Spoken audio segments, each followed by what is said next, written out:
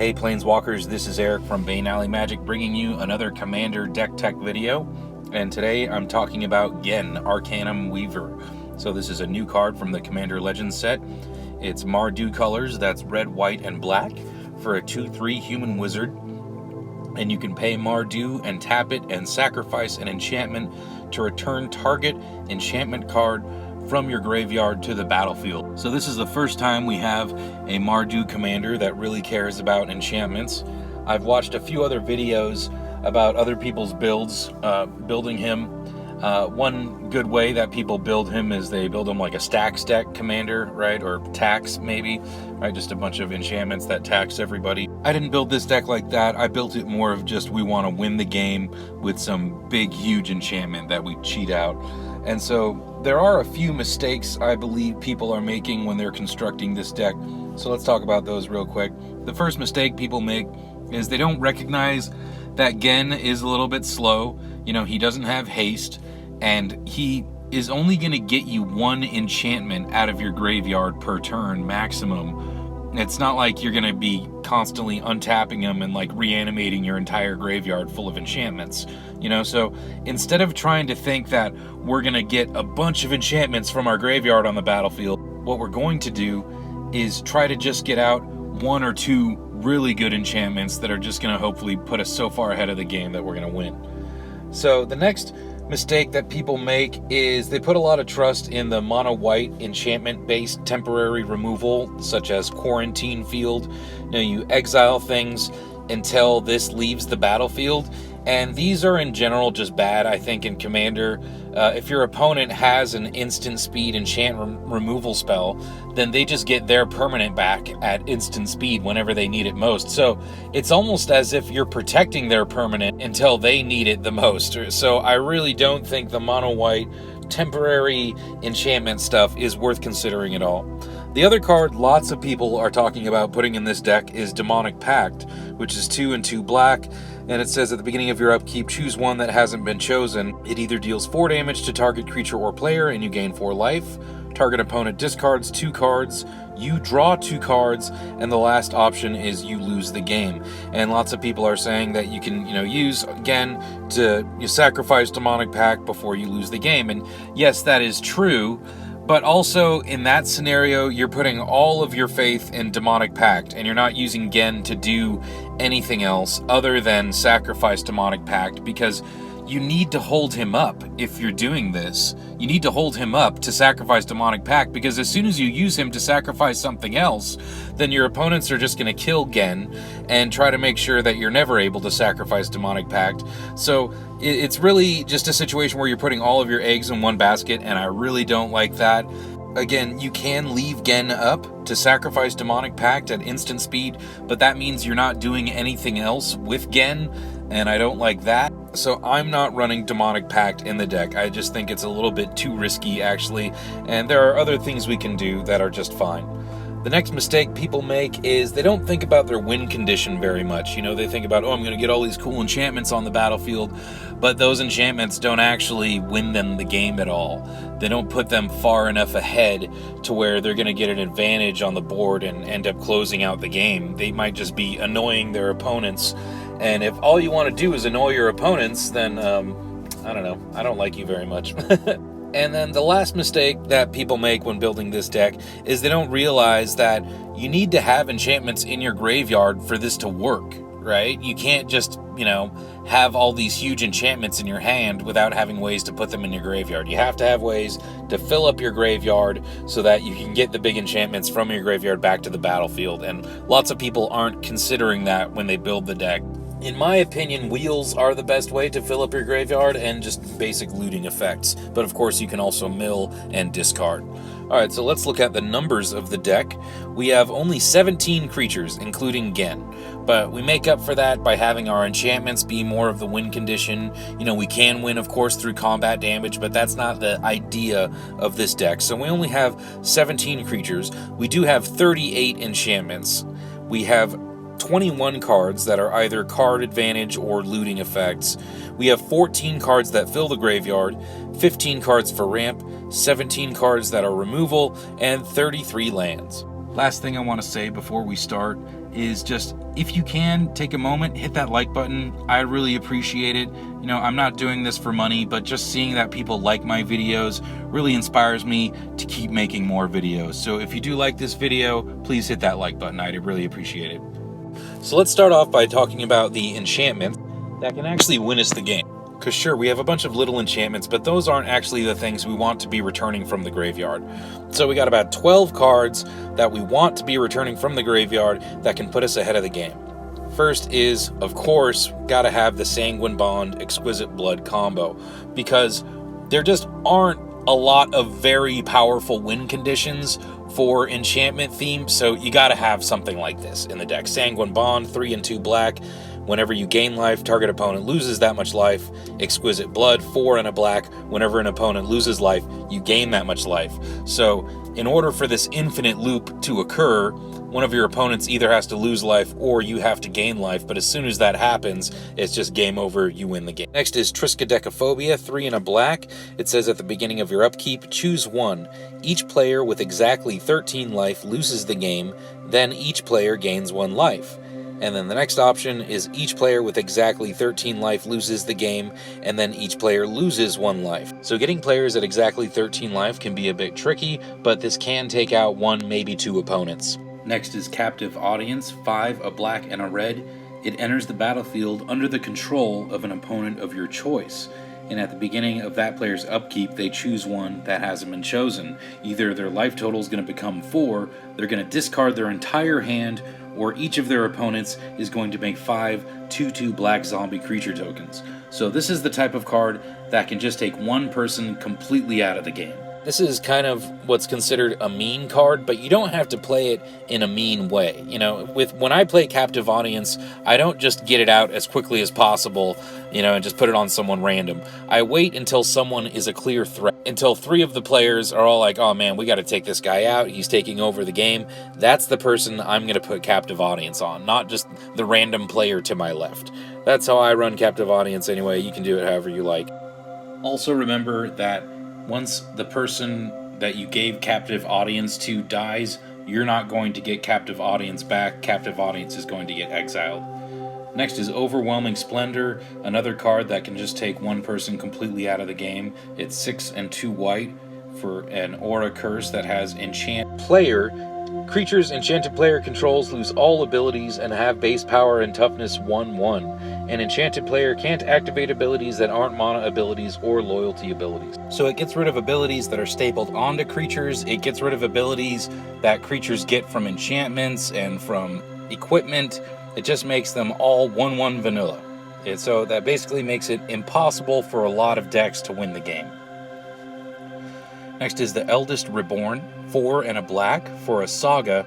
So as a saga enters the battlefield and after your draw step, put a lore counter on it. With the first lore counter, each opponent sacrifices a creature. With the second lore counter, each opponent discards a card. And with the third lore counter, you put target creature or planeswalker card from a graveyard onto the battlefield under your control, and then you sacrifice the Eldest Reborn. So this is already a great value card, 3 for 1, and so I just love that Ghen can get it back and have it happen all over again. Of course, not all 3 of them are going to be happening in the same turn, but just I like the idea that over the entire game, your opponents are always going to have to either be discarding, sacrificing, or you're going to be getting the greatest creature from the graveyard back on the battlefield. And getting that best creature from the graveyard back on the battlefield can be game-winning all in itself. Next is Doom Foretold, 2 a white and a black. It says at the beginning of each player's upkeep, that player sacrifices a non-land, non-token permanent. If that player can't, they discard a card, they lose 2 life, you draw a card, you gain 2 life, and you create a 2/2 White Knight creature token with Vigilance, and then you sacrifice Doom Foretold. So this is a card that's really annoying for your opponents. It's almost like a Shieldred on an enchantment. Just at the beginning of each player's upkeep, they gotta sacrifice a non-token permanent, and that's just gonna ruin a lot of players. It's going to keep a lot of players from even being able to play the game. And again, with Ghen, we can just keep getting this back even after we sacrifice it to make it just a nuisance for the entire game. Next we have Pestilence and Pyrrhemia. These are both basically the exact same card, it's just the color on one is black and the color on the other one is red. So the black one is Pestilence, 2 and 2 black. At the end of each turn, if no creatures are in play, you have to sacrifice it, and for 1 black, it deals 1 damage to each creature and each player. So this is a really nice, repeatable board wipe, and again, even if no creatures are left and you have to sacrifice it, you can keep getting it back with Ghen. That's what I love about this. Pyrrhemia, the exact same thing, but using red mana instead. Next is Eldrazi Conscription, 8 mana for an aura enchant creature. Enchanted creature gets +10/+10 and has Trample and Annihilator too. So this turns Ghen into a 2-turn clock with commander damage, and also that Annihilator trigger is going to be enough to make some people just fold the game. Next is Vicious Shadows, 6 and a red. It says whenever a creature is put into a graveyard from play, you may have Vicious Shadows deal damage to target player equal to the number of cards in that player's hand. So every single time a creature dies, you can be dealing a ton of damage to an opponent, and if somebody board wipes, you can just kill an opponent right there. Next is Luminarch Ascension, 1 and a white. At the beginning of each opponent's end step, if you didn't lose life this turn, you may put a quest counter on Luminarch Ascension. And for 1 and a white, you create a 4/4 white angel creature token with flying. Activate this ability only if Luminarch Ascension has 4 or more quest counters on it. So even though this is only 2 mana, this is a card that can win you the game all by itself. If you get enough quest counters on this, it will create you an entire angel army. So that was the last of the enchantments that can win us the game, or at least make our opponents lose the game. And so now we're going to get into the lesser enchantment.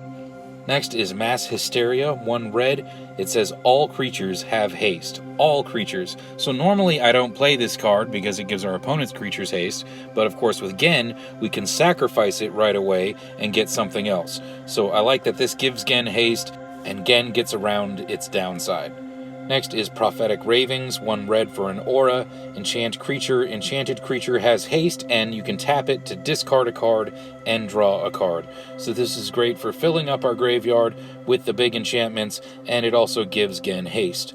Next is Stranglehold, 3 and a red. It says your opponents can't search libraries, and if an opponent would begin an extra turn, that player skips that turn instead. Just a little bit of control. Next is Necropotence, 3 red. It says you skip your draw step, and whenever you discard a card, exile that card from your graveyard. And you can pay 1 life to exile the top card of your library face down. You put that card into your hand at the beginning of the next end step. So normally what you do with Necropotence is you just pay like 15 or 20 life, and you just draw like 15 or 20 cards at the beginning of your next end step. The problem is, of course, once you go to your cleanup step and you have to discard down to 7, the cards you discard are discarded into exile. But what's great with Ghen is he gets around that. You go to your end step, you draw the cards, and then before you get to your cleanup step, you can sacrifice Necropotence with Ghen, so then when you discard, you can actually discard the cards into your graveyard and then reanimate them later with Ghen. Next is Hedonist's Trove, 5 and 2 black.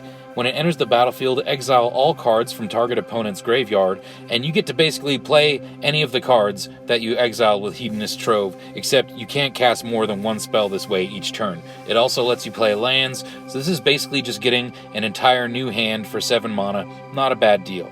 Next is Argol's Bloodfast, 1 and a black. It says you can pay 1 and a black and 2 life to draw a card, and that's mainly why it's in the deck. The rest of it really doesn't matter. I'll read it real quick anyway. At the beginning of your upkeep, if you have 5 or less life, you may transform it into Temple of Blah, and it taps for black, and you can tap it and sacrifice a creature to gain life equal to the sacrifice creature's toughness. So yeah, again, that's all great, but it's mainly in here for that first side just to draw cards. Next is Demonic Lore, 2 and a black.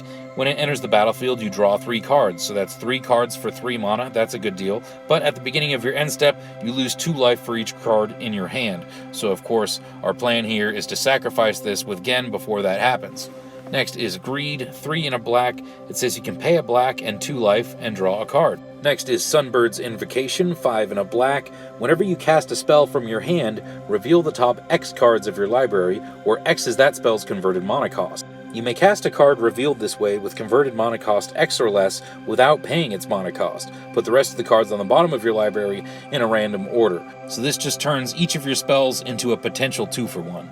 Next is land tax, 1 white. At the beginning of your upkeep, if an opponent controls more lands than you may search your library for up to 3 basic land cards, reveal them, put them into your hand, and then shuffle your library. So this isn't exactly ramp, it's more of just a guarantee that you're going to hit your land drops every turn, and if by chance an opponent doesn't control more lands than you, well then you're ahead of the game anyway, and you got nothing to worry about. But if an opponent does control more lands than you, I pretty much use this every single opportunity I get, even if it means I'm just going to be discarding those lands, because even if you already have too many lands in your hand, you're at least thinning out your deck and lowering the chances that the next card you draw is also going to be a land. Next is Waste Not, 1 and a black. Whenever an opponent discards a card, you create a 2/2 black zombie creature token. Whenever an opponent discards a land card, add 2 black mana to your mana pool. And whenever an opponent discards a non-creature, non-land card, you draw a card. So like I said, we do got some wheels in the deck, so Waste Not, and the next card, Smothering Tithe, can provide a ton of value. Smothering Tithe is 3 and a white. Whenever an opponent draws a card, that player may pay 2. If that player doesn't, you create a colorless treasure artifact token that you can sacrifice to add 1 mana of any color. So if you wheel with Smothering Tithe on the battlefield, each of your opponents could be drawing 7 cards, which means you could be making 21 treasure tokens. Next is Shiny Impetus, 2 and a red for an aura.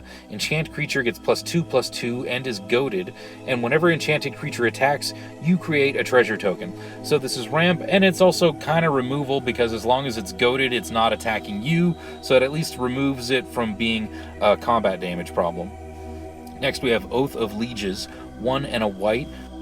During each player's upkeep, if that player controls fewer lands than target opponent, the player may search his or her library for a basic land card and put that land into play. The player shuffles his or her library afterwards. So this is like an even better version of land tax, except it works for everybody.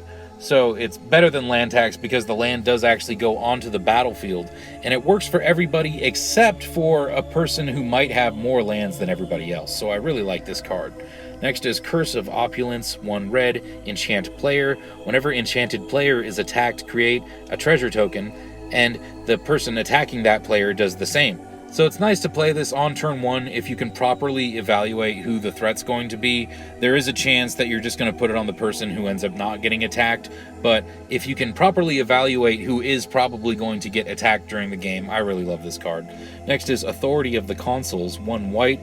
Creatures your opponent's control enter the battlefield tapped, and whenever a creature enters the battlefield under an opponent's control, you gain 1 life. So this really slows your opponent's creatures down, it completely stops haste, and it stops your opponent's creatures from being able to block the turn that they entered the battlefield, and it can gain you a ton of life. When I play this card, I'd say on average I gain at least 15 life, maybe more, for just 1 white mana.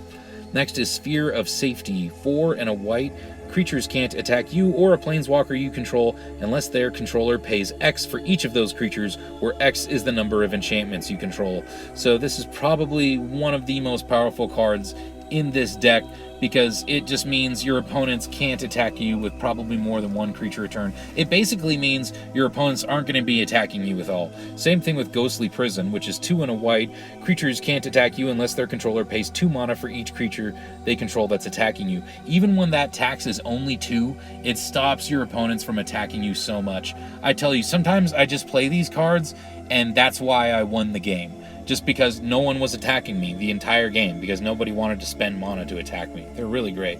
Next we have Nettlevine Blight. It's an aura, enchant creature or land. Enchanted permanent has, at the end of your turn, sacrifice this permanent and attach Nettlevine Blight to a creature or land you control. So if you're playing against a deck that doesn't have a lot of creatures, this can completely ruin that player. It's going to make them sacrifice all of their lands. That's just amazing. And again, even if they get rid of it, you can get it back with Ghen, and just, have them repeatedly have to sacrifice either a creature or a land every single turn. That's pretty amazing. Next is Sinister Concoction, 1 black. It says you can pay a black, pay 1 life, mill 1, discard a card, and sacrifice it to destroy target creature. But all that stuff doesn't matter to me. All that really matters is pretty much you're just paying a total of 2 black to destroy target creature, and if you don't destroy it on the turn you play this, you're just like, you just have this hovering about. And any time you want, you're just like, oh, well, I kill that. Pretty amazing card that you can keep recurring with Ghen if there's ever a problem you need to take care of. Next is Arabos Bleak-Hearted, 3 and a black for a 5/6 legendary enchantment creature god with indestructible. As long as your devotion to black is less than 5, it's not a creature, and whenever another creature you control dies, you may pay 2 life. If you do, draw a card, and for 1 and a black, you can sacrifice another creature, and target creature gets -2/-1 until the end of the turn. We don't have a ton of creatures in this deck, but we do have several ways to make creature tokens repeatedly, so there are going to be lots of options for us to sacrifice creatures and lots of creatures that can die to allow us to draw cards. Next is Arabos God of the Dead, 3 and a black for a 5/7 indestructible. It's not a creature if your devotion to black is less than 5. It says your opponents can't gain life, and for 1 and a black and paying 2 life, you draw a card. Next is Heliod, God of the Sun, 3 and a white, 5/6 indestructible. As long as your devotion to white is less than 5, it's not a creature. Other creatures you control have vigilance, and for 2 and 2 white, you put a 2/1 white cleric enchantment creature on the battlefield. So this makes more enchantment creature tokens that we can keep sacrificing to get enchantments back from the graveyard. And so I like that, and I like that it gives all of our creatures vigilance. Next is Gravebreaker Lamia, 4 and a black for a 4/4 enchantment creature snake Lamia. So you can see we're getting into the enchantment creatures now. It's got lifelink, and when it enters the battlefield, you search your library for a card and put it into your graveyard, then shuffle your library, and spells you cast from your graveyard cost 1 less to cast. We don't have any spells that we're actually going to be casting from our graveyard, but being able to search for the exact enchantment we want to have in our graveyard is just what this deck needs. Next is Outlaws Merriment, 1 a red and 2 white. It says at the beginning of your upkeep, you either make a 3/1 human warrior with trample and haste, or a 2/1 with lifelink and haste, or a 1/2 rogue with haste, and when this creature enters the battlefield, it deals 1 damage to any target. You make one of those at random every single turn. I think that's pretty amazing. It can gain you life, it can ping off little creatures, it can make big beaters, and yeah, just making a creature every single turn is what we want in a deck that generally doesn't have a lot of creatures. Next we have Felidar Retreat, 3 and a white. It has landfall. Whenever a land enters the battlefield under your control, you choose 1. Either you make a 2/2 cat beast creature token, or you put a +1/+1 counter on each creature you control. Those creatures gain vigilance until end of turn. So at first you're going to just be making 2/2 tokens, but then eventually, once you got a big army, you might as well start making those creatures big and giving them vigilance and just using them to win the game. Next we have Dockside Extortionist, 1 and a red for a 1/2 Goblin Pirate. When it enters the battlefield, you create X treasure tokens, where X is the number of artifacts and enchantments your opponents control. So obviously in Commander, our opponents are usually going to control a lot of artifacts. This is obviously just the best red ramp spell in the entire game. Next is Starfield Mystic, 1 and a white for a 2/2 human cleric that says enchantment spells you cast are 1 less to cast, and whenever an enchantment you control is put into a graveyard from the battlefield, you put a +1/+1 counter on Starfield Mystic. So it's ramp and it gets bigger. Next we have Magus of the Wheel, 2 and a red for a 3/3 human wizard. It says you can pay 1 and a red and tap and sacrifice it to have each player discard their hand and then draw 7 cards. Next is Surly Bajasaur, 3 and a red for a 3/3 Badger Dinosaur. Whenever you discard a creature card, put a +1/+1 counter on Surly Bajasaur. Whenever you discard a land card, create a treasure token. Whenever you discard a non-creature non-land card, Surly Bajasaur fights up to 1 creature you don't control. So Surly Bajasaur is perfect in any deck that has looting or wheels. It just gets bigger and bigger, it ramps you, and it can consistently destroy your opponent's creatures with that fight ability. I played it recently and it was really funny. Lots of people were trying to make copies of it and gain control of it. Of all the options they had, they wanted Surly Bajasaur. Next is Archon of Sun's Grace, 2 and 2 white for a 3/4 flying lifelink Archon. Pegasus creatures you control have lifelink, and whenever an enchantment enters under your control, you get a 2/2 white Pegasus creature token with flying. So just another way we can make lots of creature tokens. Next is Mesa Enchantress, 1 and 2 white for a 0/2 human druid. Whenever you cast an enchantment spell, you draw a card. Next is Runehorn Hellkite, 5 and a red for a 5/5 flying dragon. You can pay 5 and a red and exile it from your graveyard to have each player discard his or her hand and then draw 7 cards. Next is Knoll Spine Dragon, 5 and 2 red for a 7/5 dragon with flying. When it enters the battlefield, you may discard your hand and draw cards equal to the damage dealt to target opponent this turn. So if you dealt an opponent 10 damage this turn, you're going to discard your hand and draw 10 cards. So that's it for the creatures. Now for some more ramp spells. Of course we have Soul Ring, of course we have Arcane Signet. I also threw in Fractured Power Stone, because why not? We're only playing 3 colors, and you know, if you're playing Plane Chase, it's a nice way to roll the planar dive. We also have the 3 signets that we could play: Boros Signet, Rakdos Signet, Orzhov Signet. I don't really need to explain those. Next we have some removal. Path to Exile is 1 white. For an instant, you exile target creature. Its controller may search their library for a basic land card, put that card on the battlefield tapped, then shuffle their library. I don't like to ramp our opponents, but you know, if it's just 1 white and we get to exile their biggest creature, I think it's still worth it. Next is Swords to Plowshares, 1 white. For an instant, exile target creature. Its controller gains life equal to its power. Again, worth it. Next is Reciprocate, 1 white. For an instant, exile target creature that dealt damage to you this turn. So you do have to take the damage, but it is only 1 white to exile a creature. Next is Anguished Unmaking, 1, a white and a black. For an instant, exile target non-land permanent, you lose 3 life. So any non-land permanent, we can get rid of it. Next we have some massive removal effects. Settle the Wreckage is 2 and 2 white. For an instant, exile all attacking creatures target player controls. That player may search his or her library for that many basic land cards, put those cards on the battlefield tapped, and then shuffle his or her library. So this is basically a massive version of Path to Exile. I think it is definitely worth it to prevent your opponent from winning the game. That's when you use this, you know, when they have their Craterhoof Behemoth or Pathbreaker Ibex or something, and they're just going to win the game. You stop it all with Settle the Wreckage. Next is Blasphemous Act, 8 and a red for a sorcery, but it costs 1 less to cast for each creature on the battlefield, so you could cast this for just 1 red mana, and that's usually what I do. And it says it deals 13 damage to each creature. That's basically enough to kill all creatures in the whole game that aren't indestructible. Next is Toxic Deluge, 2 and a black. It says, as an additional cost to cast this, you have to pay X life, and all creatures get -X until end of turn. So this is just 3 mana to basically kill everything, even things that have indestructible. You just gotta pay the life. Next is Merciless Eviction, 4, a white and a black for a sorcery. You choose 1, either exile all artifacts, exile all creatures, exile all enchantments, oh no, don't do that, or exile all planeswalkers. Next we have some wheels. We have Dark Deal, 2 and a black for a sorcery. Each player discards all the cards in their hand and draws that many cards -1. Next is Korvath's Fury, 4 and a red. For each player, choose friend or foe. Each friend discards all the cards in their hand and then draws that many cards +1. Korvath's Fury deals damage to each foe equal to the number of cards in their hand. Next is Heartwarming Redemption, 2, a red and a white for an instant. Discard all the cards in your hand, then draw that many cards +1. You gain life equal to the number of cards in your hand. And then we got Wheel of Fate, which has no mana cost, but it has Suspend 4 for 1 and a red. So rather than pay its cost, you pay 1 and a red and exile it with 4 time counters on it. And at the beginning of your upkeep, you remove a time counter, and when the last is removed, you play it without paying its mana cost. And anyway, it says each player discards their hand and then draws 7 cards. Then we have some looting effects. Faithless Looting, 1 red, draw 2 cards and then discard 2 cards, and it has Flashback for 2 and a red. Then we have Cathartic Reunion, 1 and a red. As an additional cost to cast it, you have to discard 2 cards, but then you draw 3 cards.